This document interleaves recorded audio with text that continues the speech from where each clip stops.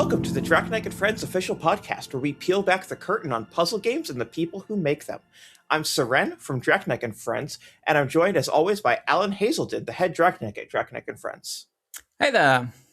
Today, we're joined once again by Blaž, who you may know from his work on games like LOK, Herd, Work, many others. How are you doing today?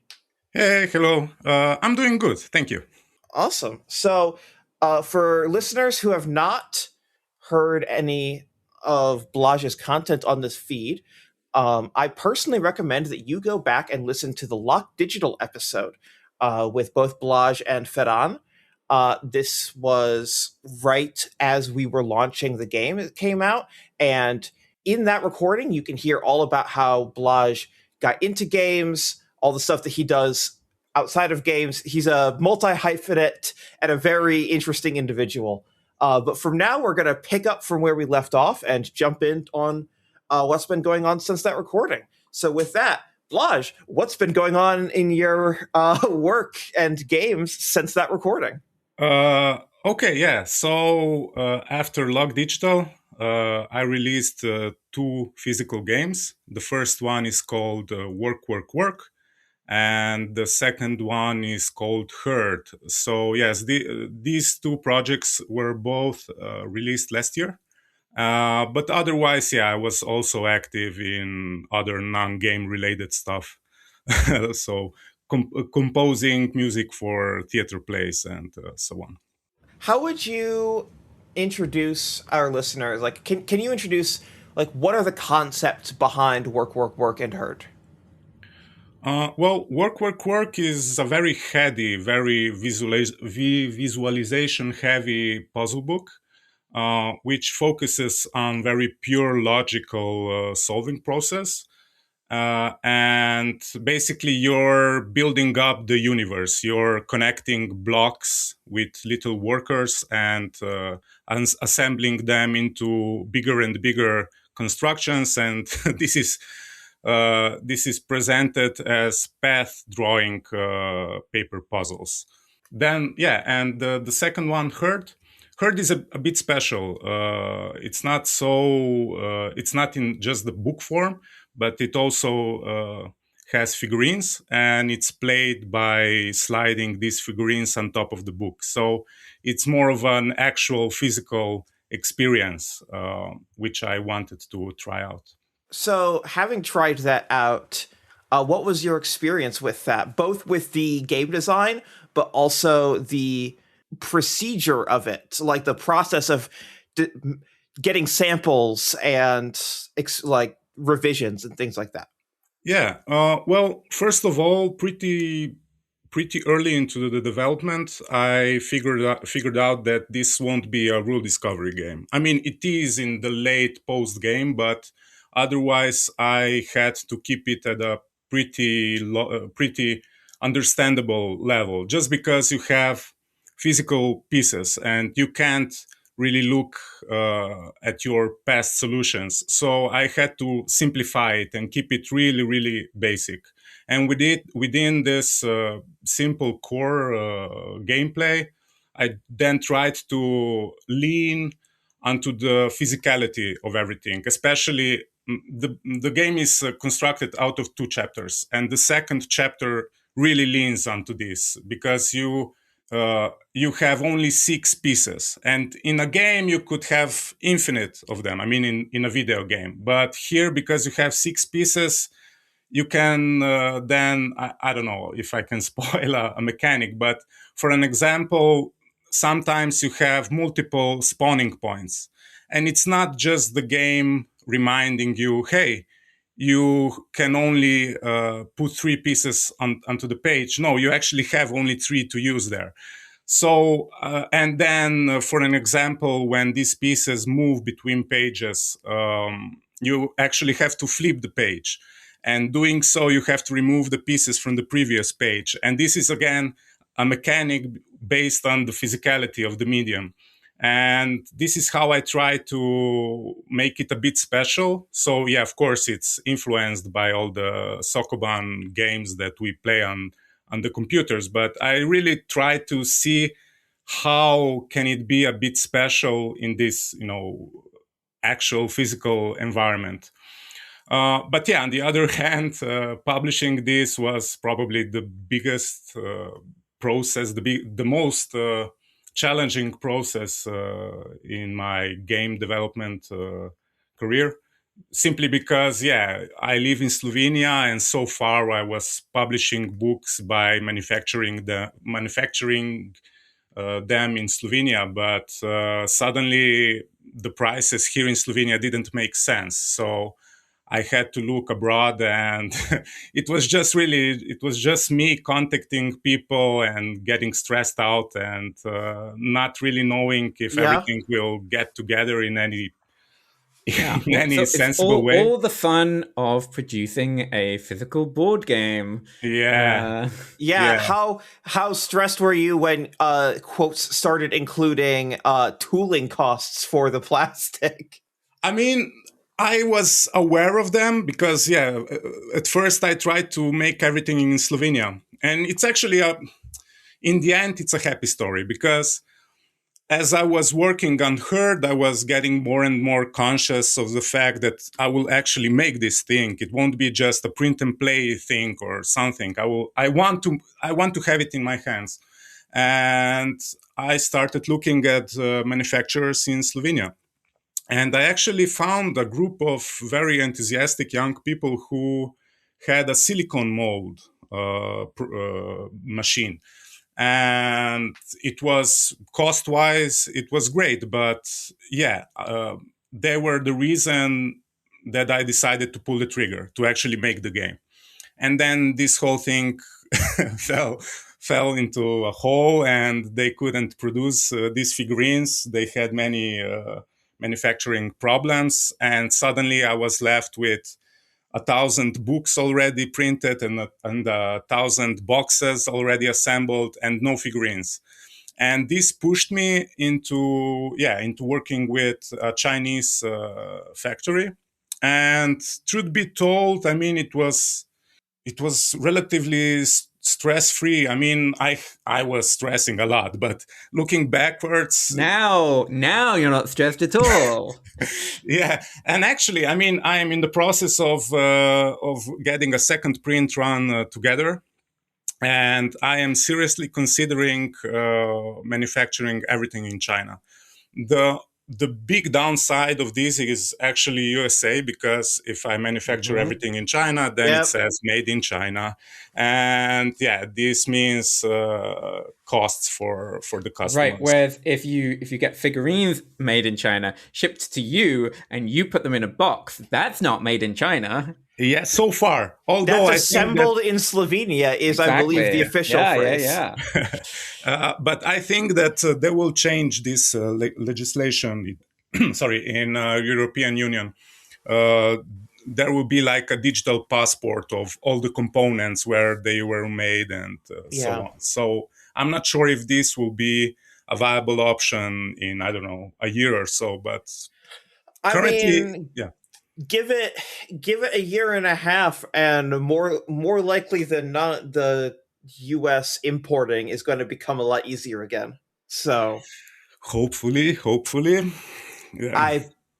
I have to remain optimistic as someone in the U.S. who suddenly stopped buying things internationally as much as possible. Is this the closest we've gotten to political discussion on this podcast? not even close, but I don't blame you for forgetting other episodes. Those first months were brutal because I actually had to stop shipping to the United States. And the Americans are my biggest customer base. Yeah, so it's because you were at the time we were selling the LOK book through the Dracneck merch store, and so all of the back and forth and uncertainty about like, do we just ban the US as a shipping country? Do we just like try and smuggle one giant pallet of books into Syrenne's home and she could ship them? Yeah, it was rough, but now it eased up a little bit. Thank God. Yeah, at least it's consistent.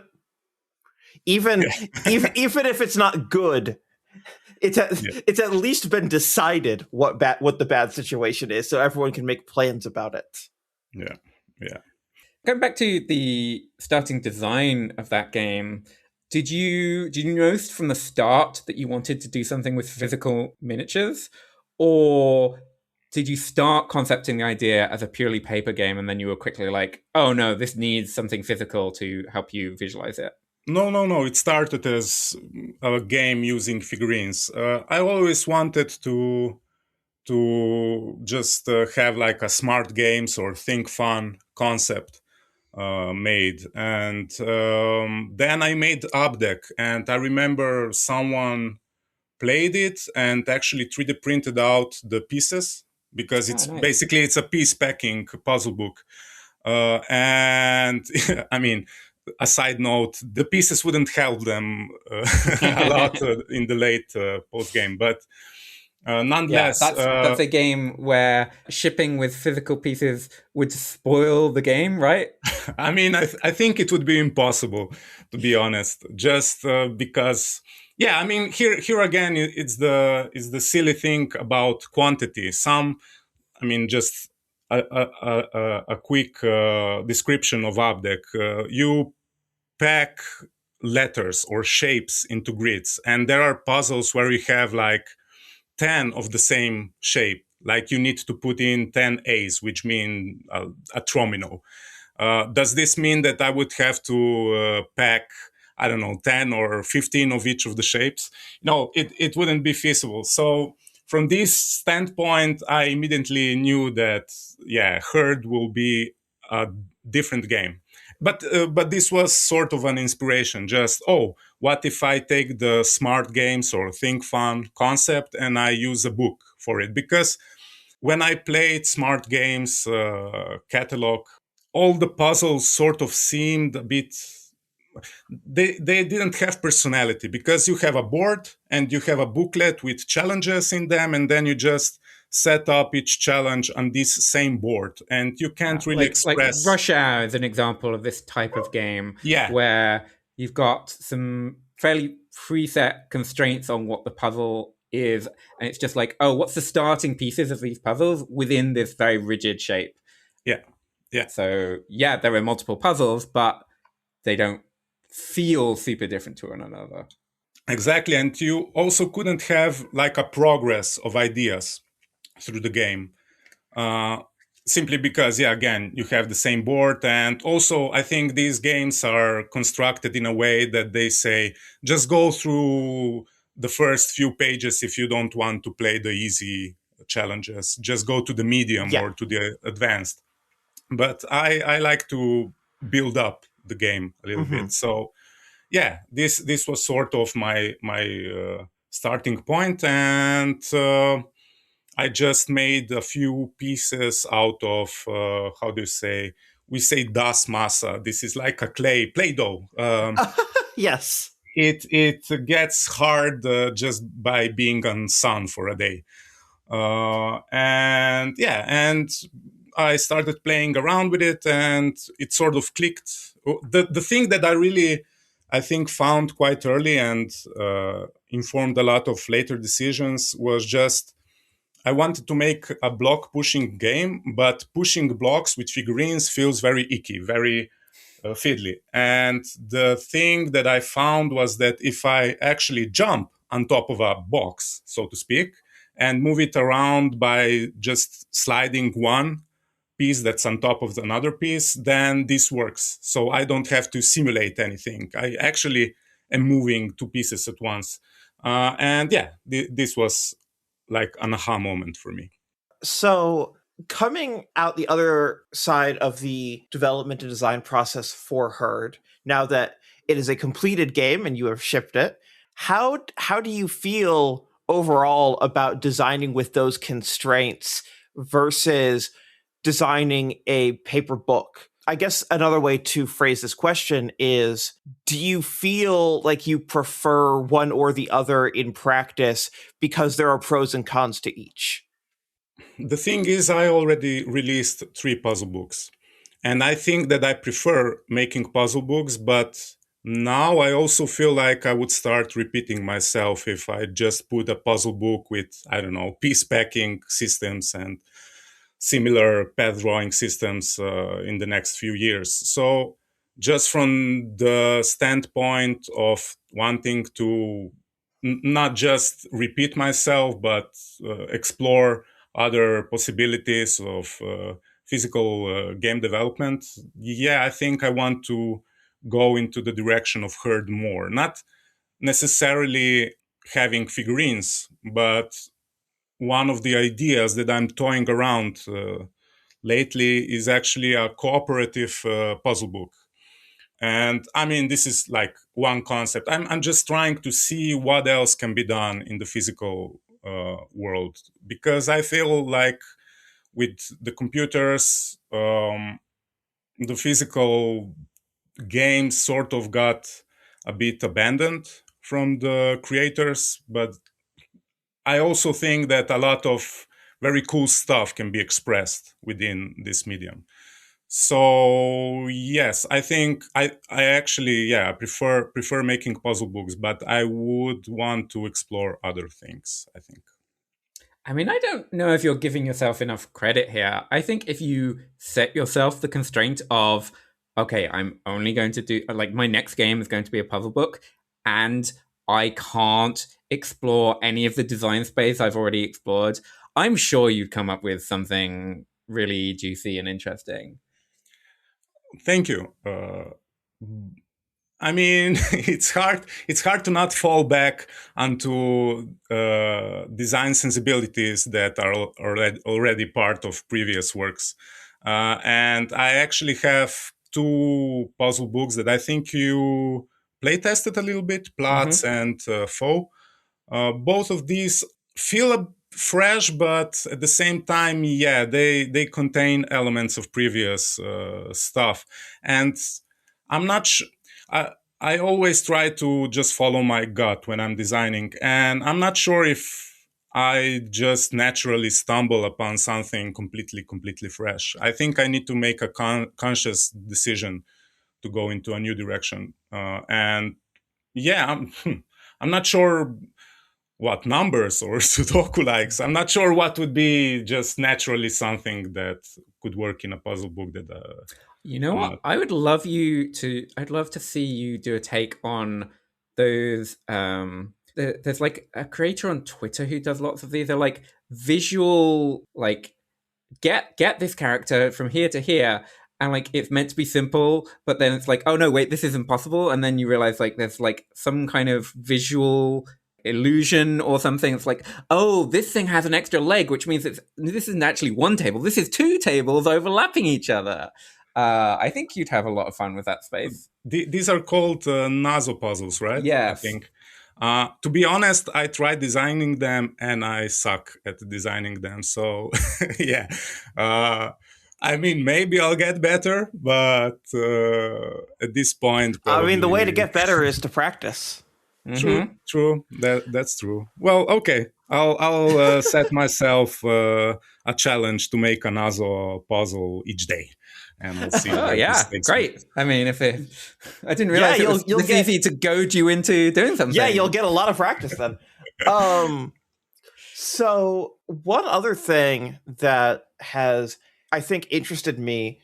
So now that LOK Digital has been out for a couple of years now, which is a weird thing to say.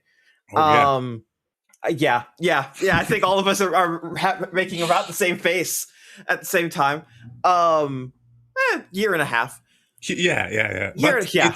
it's 2 years if we look at the numbers, like just a year. Yeah. It's 2024, right? Yeah, 2024. So I feel comfortable spoiling a little bit about that game now. That game has content that is digital exclusive, that is outside of, like, the base game got tweaked between LOK and LOK Digital, but then there were like some original mechanics and original puzzles off to the periphery of that game. And my question is, having explored the digital design space of puzzles that start of mechanics that started as books, did that go on to influence any of your later physical work? Huh. Well, both Herd and Work were already in development while we were making LOK Digital. So I don't think there was a moment where I already finished LOK Digital and I retrospectively just, oh, okay, so I can use this and this knowledge. And also, yeah, these new things that I'm working on, I'm not sure if they are necessarily influenced by anything that I've learned in making LOK Digital. But at the same time, I also recognize some ideas would just work better as video games.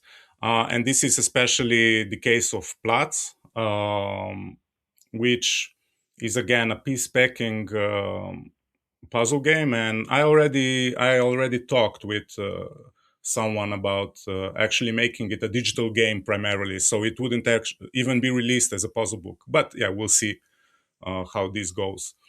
Uh, what I do miss in physical puzzle making is just being able to make sound and animations, just to give my hand into making it an actual interactive thing. I don't I mean, I can't say miss because I never programmed, but I'm not missing the programming aspect of. Correct, you are not. I'm not. I'm not. I mean, it's funny because yeah, LOK Digital. It's a video game. Of course, it has bugs.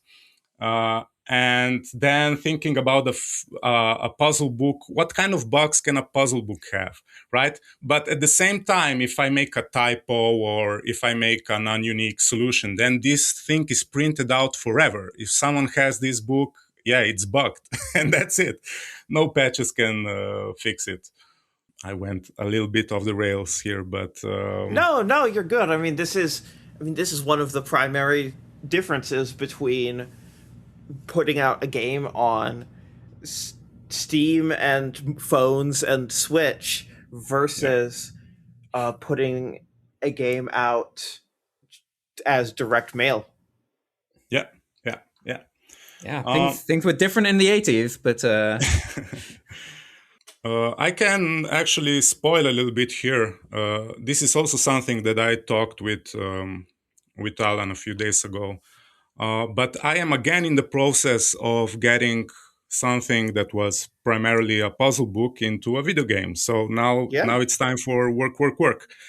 This game is now getting a digital counterpart, and yeah, I'm going through, I think, the same emotions.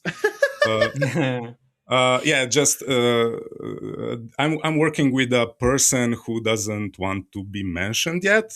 That's fine. A little bit, yeah. This the game will be released next year, and yeah, the emotions they're quite silly because at first, like with LOK Digital, when Ferran wrote me, "Hey, I want to make this into a video game," I was like, "No, this can't be done. The game will be lost in translation." And then the prototype was made, and I played it, and oh, okay, so this works. And the same happened here because I was 100% certain that Work Digital would have to be a different kind of game than the puzzle book. That if you introduce an option to the player to trial and error the solving process, then you lost the whole logical aspect of the book, which I think is the strongest part of it. But surprisingly, no, because you can, of course, go through each iteration possible, but in the end, the puzzles just don't don't allow themselves to be cracked so easily. So yeah, I'm again making animations and music for a game, and I'm happy in this regard. Yeah, no, exciting. it makes sense. Having played the original version of Work, and then imagining a little of what like of that kind of translation process. I'm like, yeah, no, I can see why you might be hesitant, but I can also see how it works really well. Yeah, I mean, this is probably just uh, me being bound by my past developer self, just because when I was making this thing, I was seeing the main friction of work being in just really crunching through the visualization issues, and you have to come up with basically cheat codes for yourself. You need to find little logical tricks that you apply to puzzles so they open up. And yeah, I was certain this won't be translated, but it did translate. So I'm really glad about this. And yeah, should we dig into the paper version of Work a bit Yeah, more, because we sure. spent a while on herds. Like Work. There's less like unique stuff about like, oh yeah, that this doesn't have figurines or anything, but yeah, I really loved it. It's very striking, and it like really goes places in a really joyful way, and a way that I think will be very fun to experience as a digital game too. Oh, thank you. I mean, just to return the compliment, a Draknek and Friends game was one of the major influences, actually. Sokobant Express, and also Zectronic games. Like these two mixed together in my mind into how work could maybe work. And yeah, it was really just let's draw a path and you are picking up pieces, sort of like in Sokobond Express. But then this twist of actually the edges are important. Which edge connects to which edge is what makes everything twisty, and there was just a lot of crunch in this concept. And I remember I made a prototype of like 10 puzzles in an afternoon, and I immediately saw that there was something in it. I shared it on Discord, and people, I responded relatively well to it, but nothing special. And then this small little prototype just sort of sat behind me for, I don't know, half a year, so maybe even 9 months. And I returned to it every month or so and just resolved all the puzzles.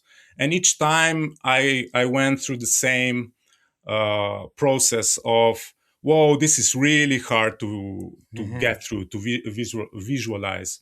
And then at about puzzle 4 or 5, this I don't know, just this skill appeared.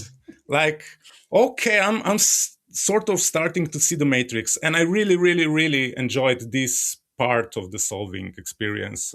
And yeah, then I had a very, very bad month of Herd development, because Herd was really difficult to put together. Sliding puzzles are difficult to make. And yeah, I was really just in a hole, and I wanted to create something, but not necessarily Herd. And I sat down and started working on work, and it came together really fast. I think it was maybe 4 to 5 months of work, and it's probably the design I'm the most proud of, just from the purity of the idea aspect. I mean, I'm probably more proud of Herd just because of The struggle. yeah. I mean, I was more proud of it after it released. It was really just a moment of, whoa, I'm capable of something, you know. With work, I'm more proud. Yeah, just I think I was in a really good design space with it. It's funny because you said that you'd go back to that first prototype once a month or so and resolve it. I thought you were going to say, oh yeah, I'd go back to it once a month and like add a little bit and iterate on it. But you were just playing it as a player, and that's like really delightful. Yeah, because I mean, this is I think the magic of work. Maybe also why it intrigued me so much, because you can't really, I mean, of course you can remember the simple path that you draw for a solution, but this is nothing. This isn't the solution. The solution happens within the solver because it's so crunchy just in the head. And it's really replayable in this aspect because you still, I mean, yeah, of course you can remember the path, but this is not it. This is not the solving. That's funny. The solution, you can represent the solution as a path, but you still need to convert that path into visualizing the blocks piecing together as you trace that path. Yeah. And it's funny, some of the hardest puzzle in the book are like on a grid of 3x4 and have, I don't know, 5 line segments and that's it. But getting there, it's another story. Not quite on the topic of work, but as you're talking about this, something strikes me. Are there any sort of white whales of puzzle design that you've had, or ideas that you couldn't make work that you want to go back to one day because you're like, I will make this work, I will get this mechanic or this idea or etc.? Yeah, sort of. I started out my game development journey as a board game designer. And I would really, really like to make an abstract 2-player strategy game. A beautiful one, like a simple, very pure one, like Hive, for an example.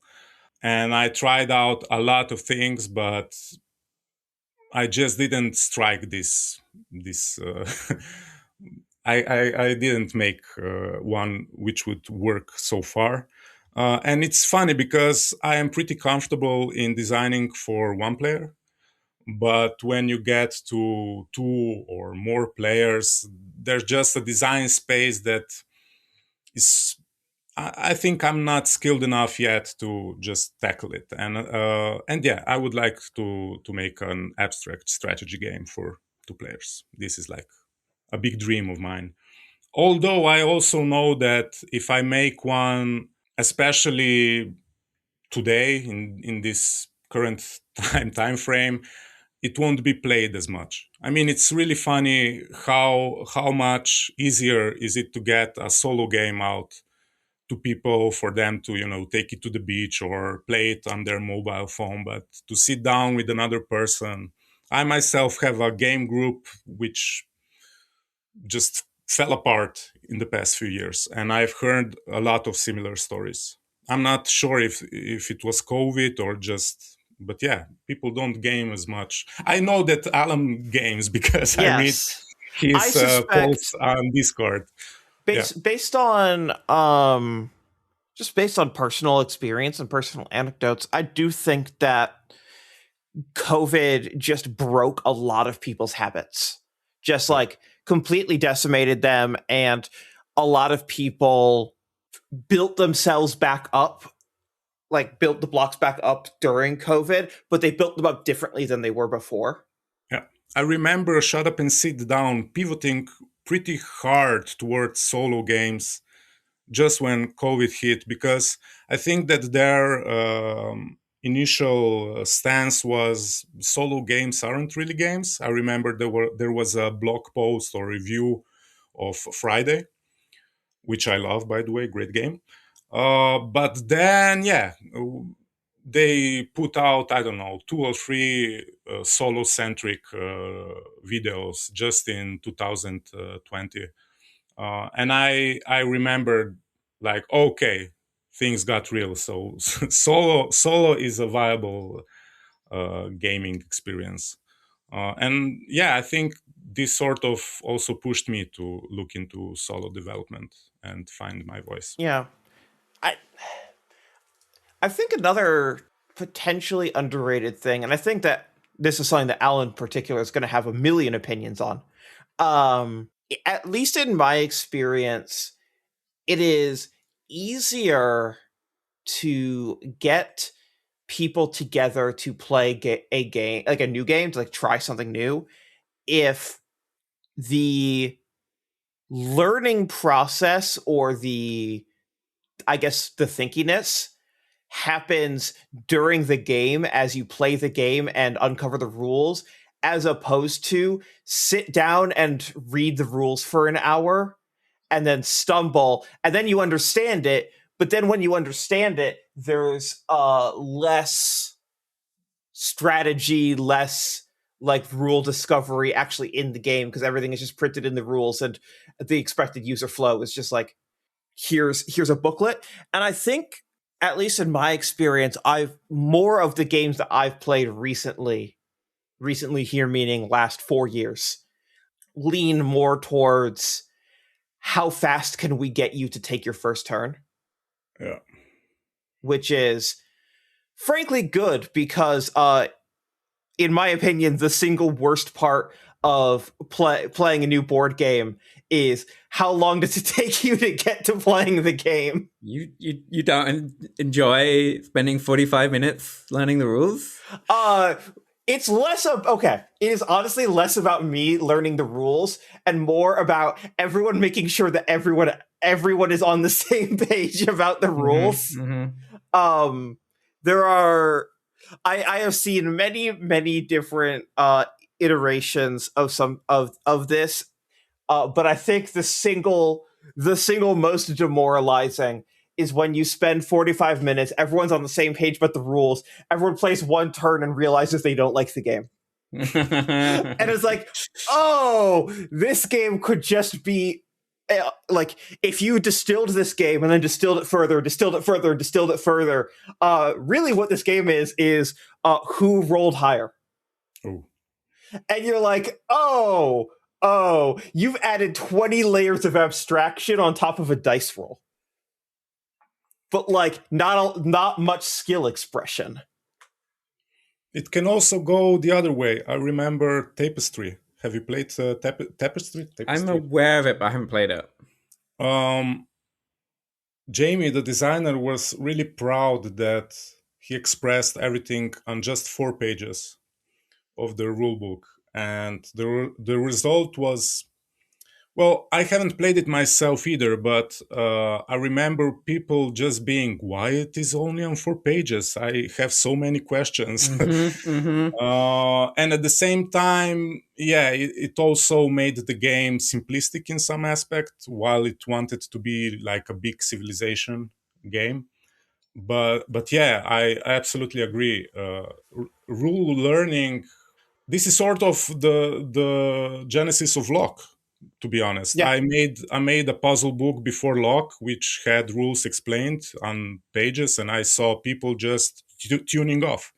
They hadn't even come to the first puzzle because there were 6 pages of rules. Yeah. And yeah, I mean, it's a big thing. And this was specifically for LOK. You had versions which explained the rules more for that same puzzle system, and people. No. The game before LOK. Yeah. There was a game called Lineon. That one was just a path drawing game, another path drawing game. LOK started off as, let's take rule discovery of the witness and marry it with right, yeah. No, I did know books. Yeah.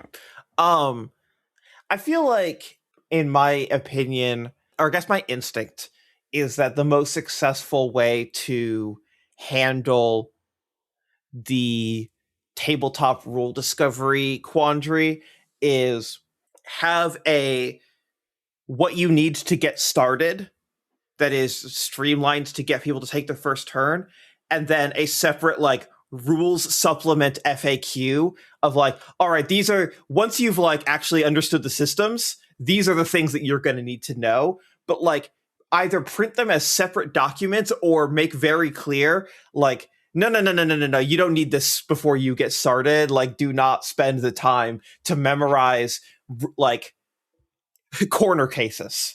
Mm-hmm. Yeah. But it's a fine line though, because there's some games where you hit a corner case and you look it up and like, oh, well, that would have completely changed my strategy. Yes. No. Yeah. But you of course need to consider the first game like just a test course.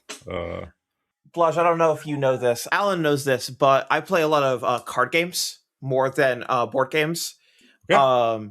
Largely because I have a personal and deep fascination of consistent game rule set, but with rotating pieces. And like what do different pieces that do different things allow?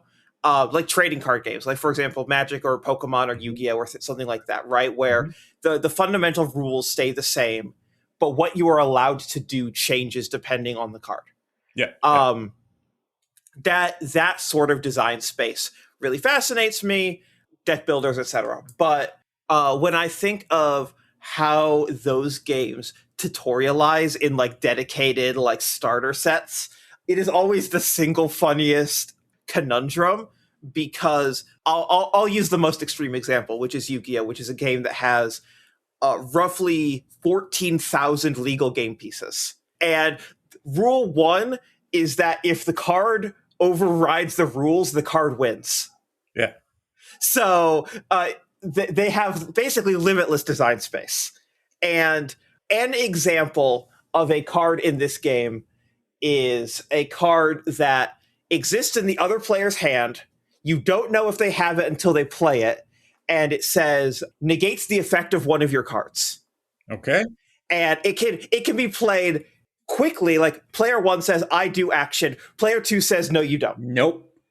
And this is like a cornerstone piece of interaction. Magic has a similar... Magic has similar. But the problem is Yu-Gi-Oh doesn't have a mana system either. Okay. So the resources are the cards. And if you do not know, as player one, what types of interaction are available in this game, your strategy is for your first like real game is going to be so wildly different, because you're going to make a play.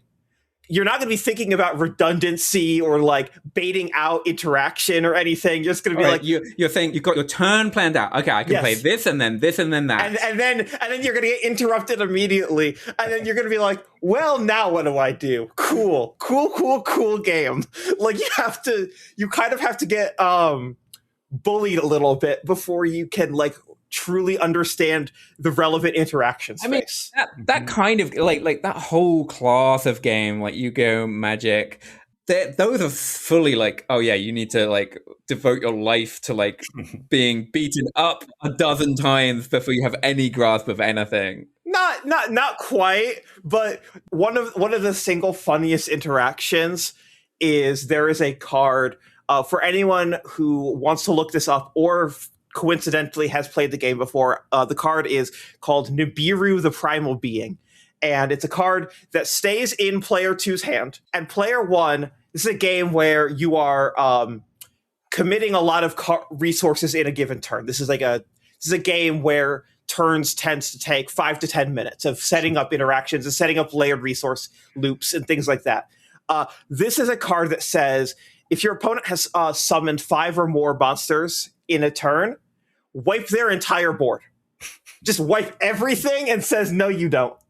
And if you do not know that this is going to happen, it's the card artwork is just a giant meteor about to hit the earth.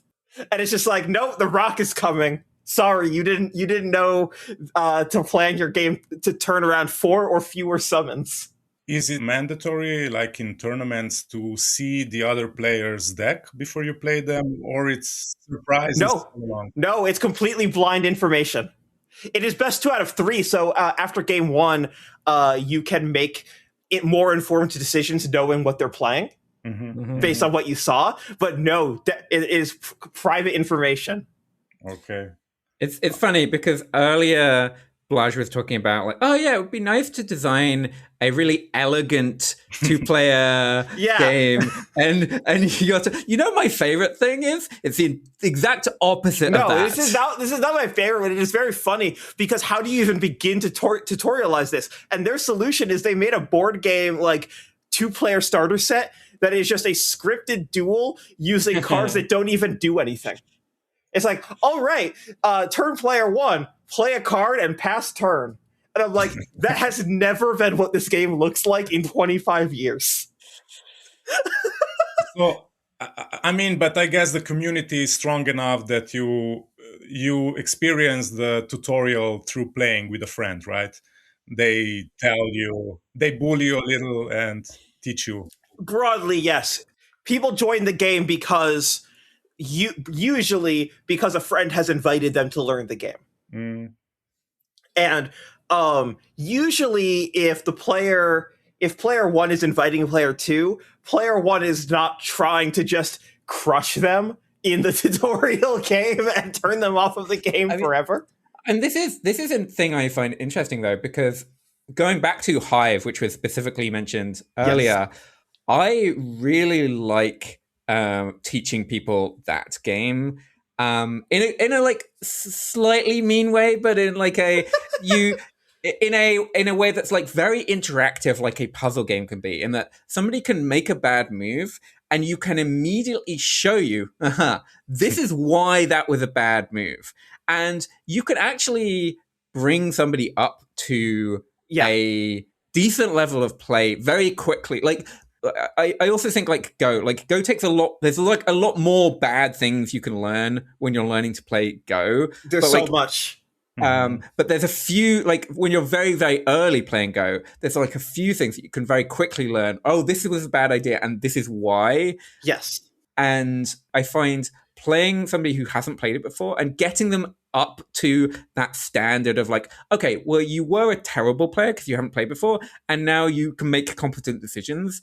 Like that journey is like a quite nice 30-minute experience. Yeah. For some people. Some people like hate it, but yes. I mean, this is why, and I've talked to you about this, Alan, like if there was a thinking game that I would design, I would want to make the thinky version of the competitive card game that has that interesting layered interaction, but has much more nuanced, smaller stakes decisions instead of big swings where you make one mistake and suddenly you lose everything.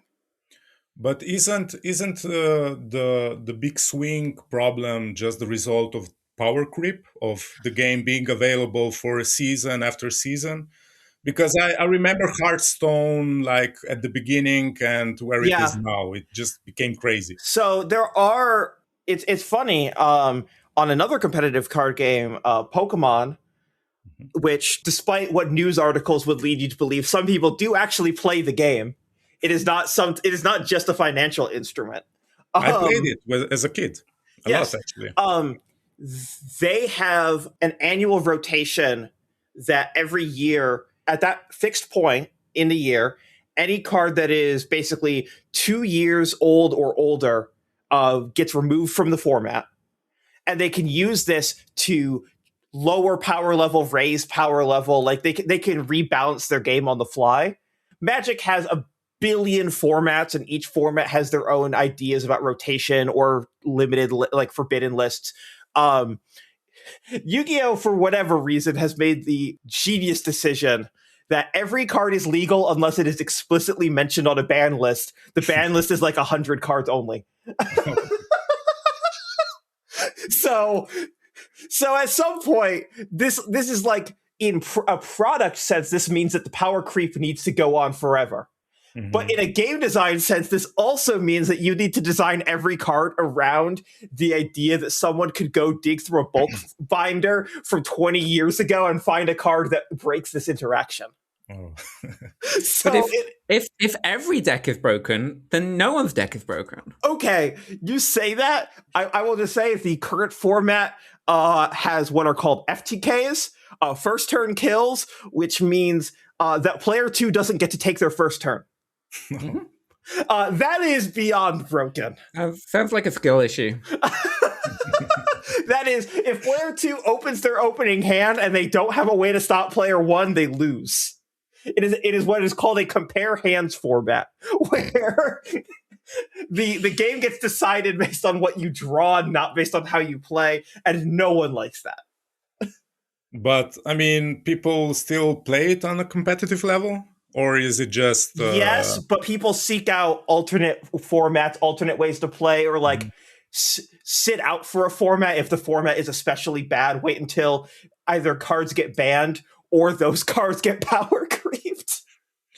Do you remember that card game by Richard Garfield, which was a unique deck?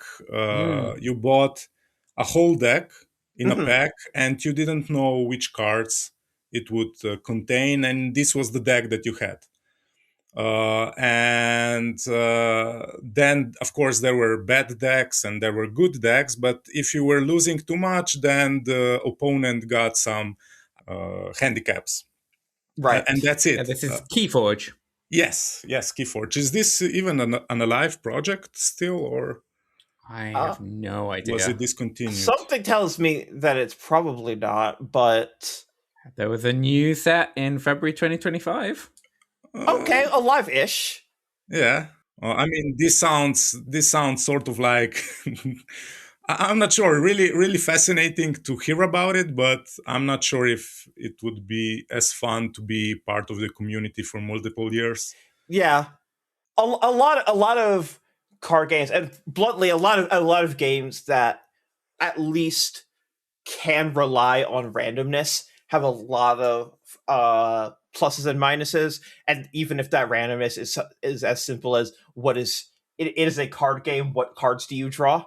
And so the reason I feel like every time I talk about Yu-Gi-Oh! Or Magic or Pokemon on the record, it's like to compare and contrast how out of hand they feel to other things. So I feel like I should give like the 1 minute, like, why do I like it? Which is at a high level, when players are fully onboarded, when you understand the possible interaction space, the likely interaction space of everything, especially Yu-Gi-Oh!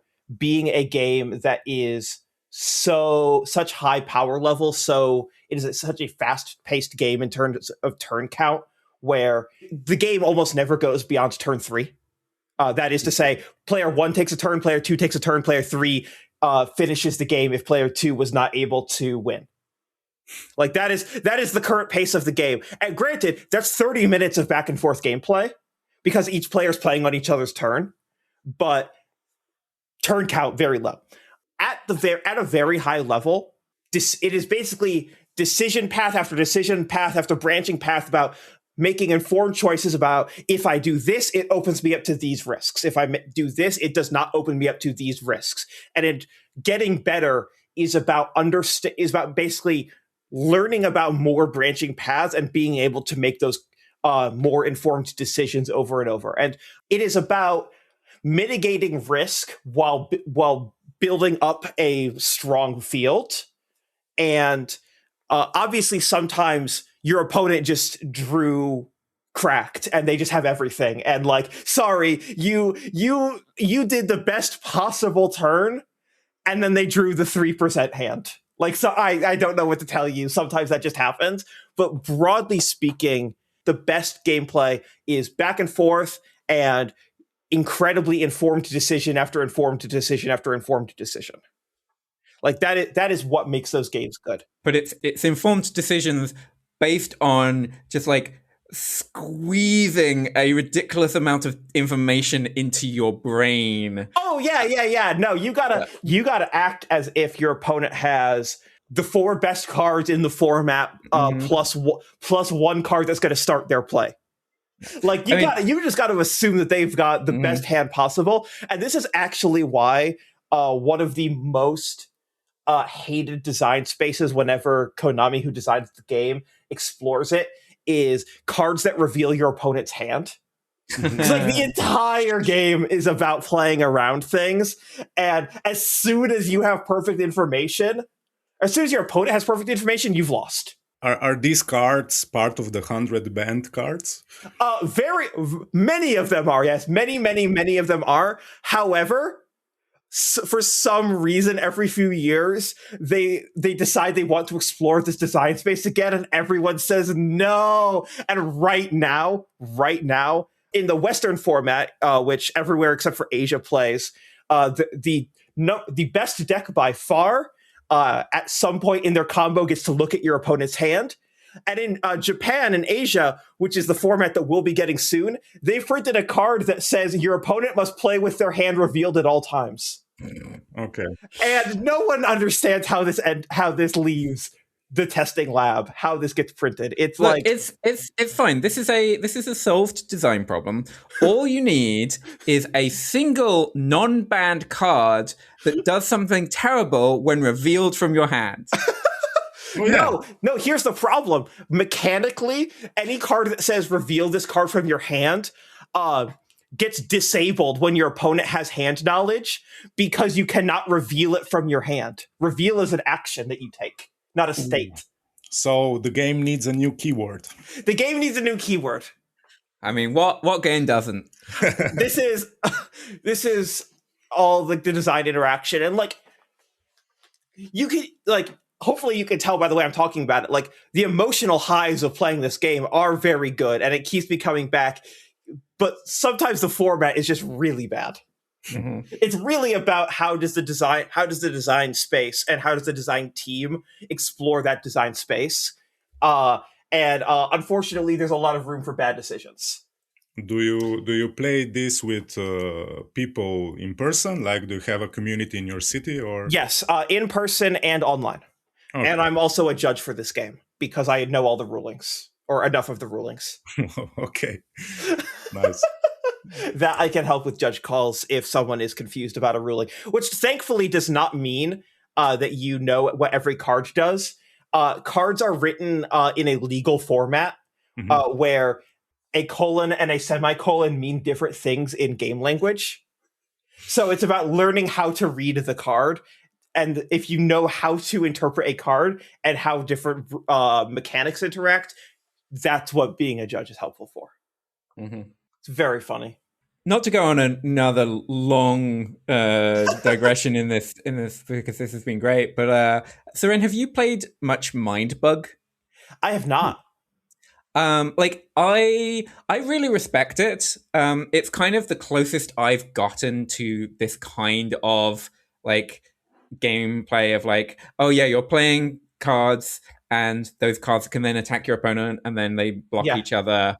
But it's super, super streamlined. It's like, I don't want to play the games that you have to learn thousands and thousands of cards.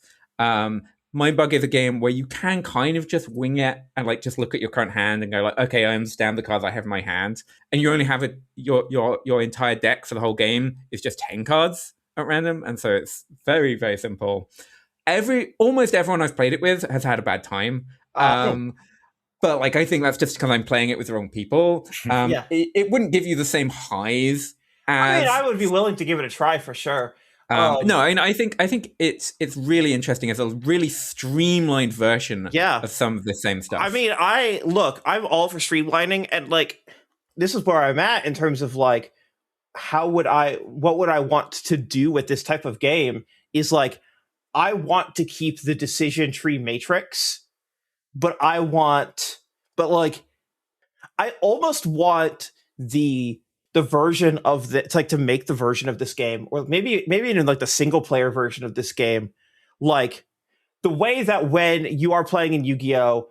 And if you're playing against a good player and you've had to reveal your hand, like the reason you lose is because all of the probability weights for a good player's decision tree have shifted from like 25-75 to 100-0, and they can just make the correct decisions every time.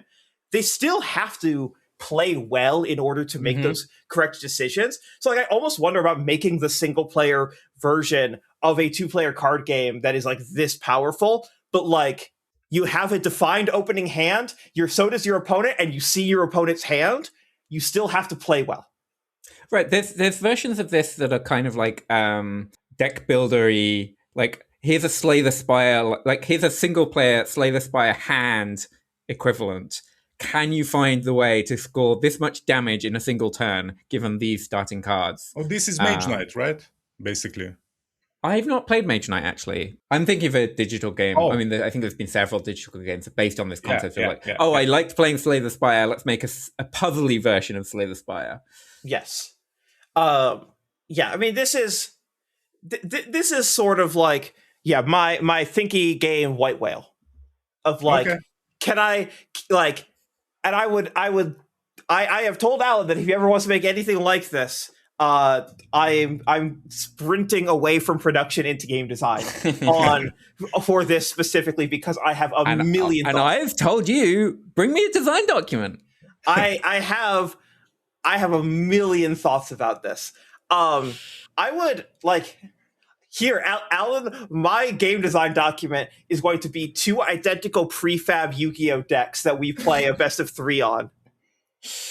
That is curated. And if you win, then I'm forced to make this game with you. Yeah, exactly. Okay, so we know what the next Yeah, we know the next game is because I'm just gonna build. There is one last thing I'm going to do before we leave this Yu-Gi-Oh long tangent that should not have been this long. I apologize. Oh, it was great. And move to leaving, and that is this incredible card that I am going to. I'm going to read it out because this is an audio format, but I'm going to, for the first time ever, share a link with the people I'm recording with so that they can look at this card too, just so that I can truly underscore the amount of design space that is available within this card game. This is a card called Linear Equation Cannon. It is a trap card, and it says, during the battle phase, declare a whole number from 1 to 6, semicolon. Choose one effect monster your opponent controls, period. Multiply the effect monster's level times the declared number, then add the number of cards your opponent controls, and check if the result equals the number of cards in your graveyard. If yes, send cards from the top of your deck to the graveyard up to the declared number, and if you do, shuffle cards your opponent controls into the deck up to the number sent to the graveyard. If no, you lose life points equal to the declared number times 500. You can only activate 1 linear equation cannon per turn. I mean, that last sentence is just boring. Why they gotta stop my fun? This card, there's another one called that's very similar called Simultaneous Equation Cannon. There's just like, what if you had to stop everything and do algebra?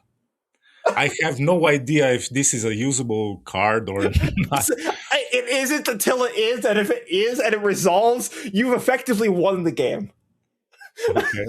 Is basically how this card reads, is because the positive effect of if this actually goes off is remove all of your opponent's resources. Okay. But in order to do it, you have to have perfectly staged the exact perfect algebraic equation and then execute it at exactly the right time. Someone on the team is clearly a mathematician and was given carte blanche and was told, all right, we have one more card that needs to fit in this set and we don't have any ideas. Make a card real quick. And they were like, this is my life's calling. So we already know 2 people in the development team. This math guy and a person who likes to reveal cards yes. in hand. I don't know. It's very funny. There is in no way is this game a thinky game or even really a puzzle game. But there's absolutely a lot of ways in which this game could be adapted into an excellent thinky puzzle game. All right, that's my you got me talking tangent.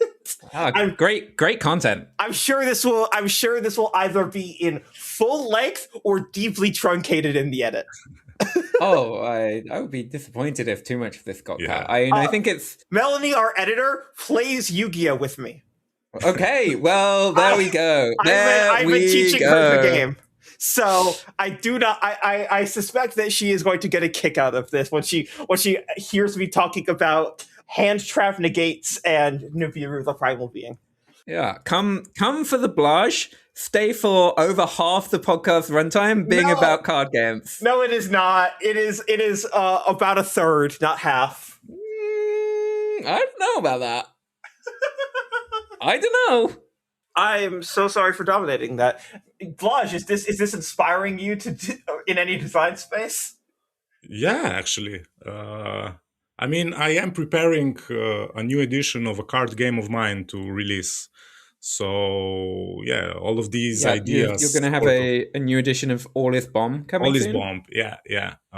And it does operate. I mean, it is a solo game, but going to your first sentence about card games, it is sort of a card game which has a core system which is relatively simple, and then each card has its own effect, which Yes. just overrides everything. And yeah, I mean, this is very interesting design space to me, but I wouldn't dare to go into a 2-player or 2+ player card game design, just because, yeah, first of all, how do you even make a mark in such a You such a make set every ratio? card an algebra equation. Every single one, not the one-off. Give the people what they want. That is the entire design space, is different algebra equations.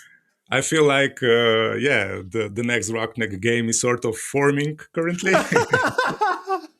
I mean, we do actually know what the next Dragnet We game do. is going to So be. the one after that is going to be Calculus Hero.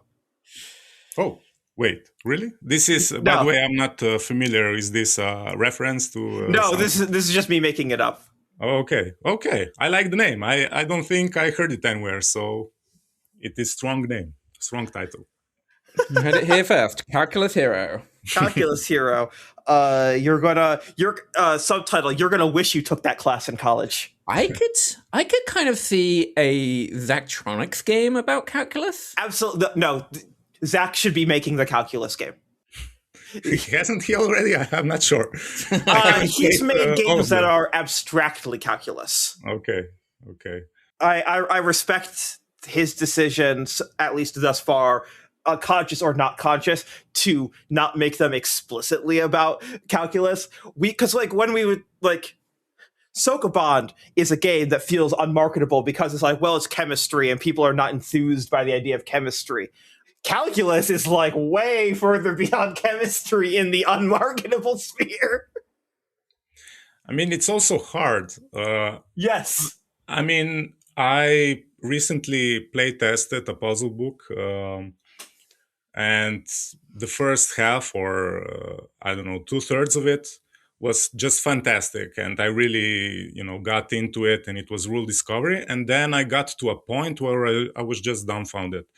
And through conversations with the developer, I learned that I just simply didn't know a formula, which I should known from elementary school, but it was just something that, I hadn't thought about. Just outside knowledge you didn't bring in.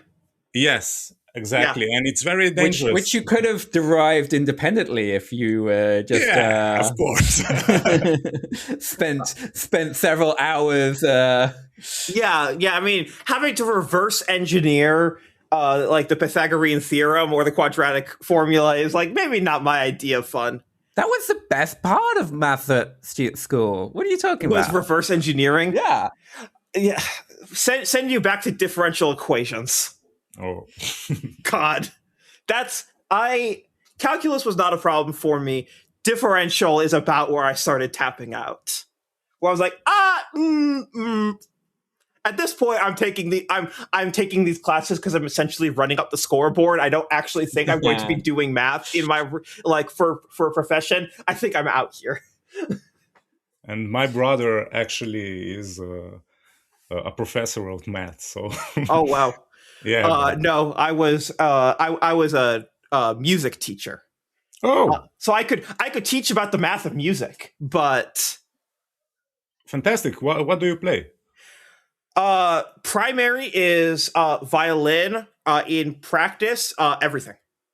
I think we already talked about this, right? Yes. Yes. Sorry. No, I've a big part of being able to teach music for schools is you got to be able to play all those instruments at least a little bit.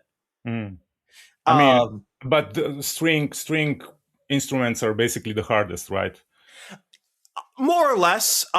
In the American school system, we tend to start those start kids on those instruments earlier because they need more time to be able to get up to par. Just because there's a lot going on. I I eventually, when I was in college, we did a weird summer European tour playing with different groups. That was fun. I was the only person in my college orchestra who was not a music major.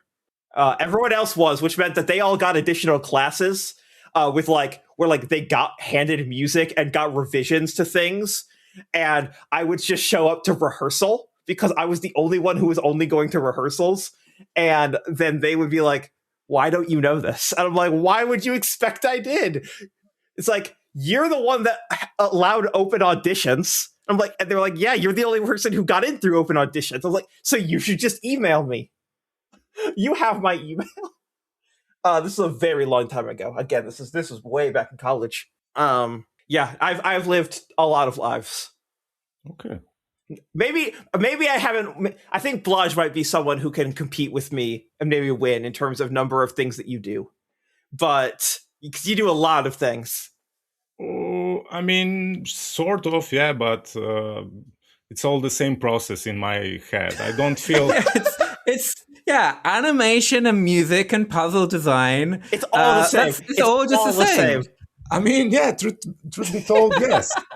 Yeah, actually, for me, it all goes back to film editing, where this is where I got my diploma, what I graduated, film editing, and it when you take everything to its basics, it's really just cutting stuff up and putting them together. I mean, really, I'm not exaggerating here, but I see sort of the same thought processes going on here. I mean, okay, instrument playing is different because here you go into a flow. But just like composing or I don't know, drawing and so on, it's similar to me. It's like yeah, I get that. There's a lot of finding a way to express what's in your head that I think is like connects all of these things, but the mechanical steps of animation versus composition is very different, even if it is about exploring the art that lives in your head.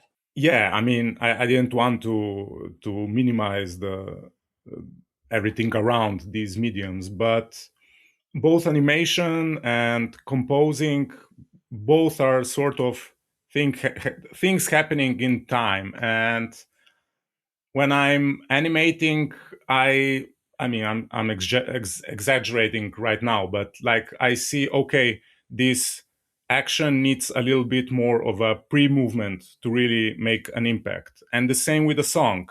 Like you get to a moment and it doesn't feel as strong. So what do you need? A little bit of a pre-moment. And in this aspect, I think they are similar. The same with games where you also try to tell a story within time. And I mean, at least I tend to look at game design as just building up towards something and teaching people, in very, very clear tempo. Everything is about tempo, basically, I think. And yeah. On that note, I think the tempo of this podcast has come to a close. He was just trying to find his transition into that. Yes, no, thank you again so much for jumping back on with us, Blaž. It's been great to chat to you again, as always. Yeah, absolutely. A pleasure. Thank you. Thank you for inviting me. A very, very comfortable and casual podcast, and you can tell how comfortable I am by how long a diversion I'm willing to take. Where can people find you in 2026 online? Just in person, where is yeah. Dox yourself. No, online. Online. I have a website which recently got its domain changed. So now it's called after my company. It's letibus.com. Okay. Here you can find most of my game stuff. If you're more interested in my music stuff and so on, you'll need to dig a bit deeper because currently I still have the same website Sorry for a long, You're fine. promo, but yeah, both the same website has two domains now. So if you want to find other stuff, you need to type in letibus.com/BLAZ. So yeah, here you can find non-game related stuff. And yeah, that's it. I also have itch and all the social media, which doesn't include Twitter, which I need to delete at some point, but it is inactive. And yeah, this is it, I think. Awesome. Well, thank you very much again for jumping on. Thanks, Alan, for humoring me. And thank you for listening to the Draconic and Friends official podcast. Our music is by Priscilla Snow, who you can find at ghoulnoisemusic.com. Our podcast artwork's by Adam DeGrandis. Our podcast is edited by Melanie Zawodniak, the Yu-Gi-Oh player.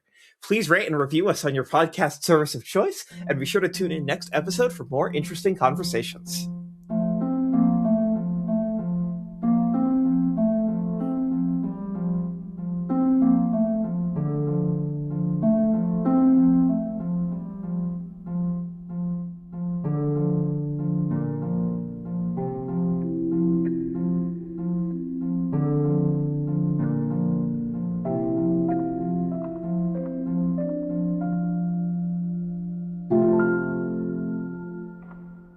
Melanie, I want you to know, when you next play Syrenne, I'm rooting for you. She has yet to take a match off of me.